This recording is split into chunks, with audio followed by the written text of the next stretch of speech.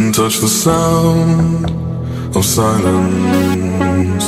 And in the naked light I saw 10,000 people maybe, people talking without speaking, people hearing without listening, people writing songs that voices never share, and no one dared disturb the sound of silence. Fool said, you do not know. Silence like a cancer grows. Hear my words and I might teach you.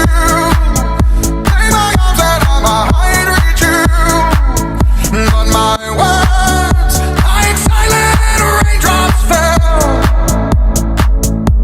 and echoed in the wells of silence.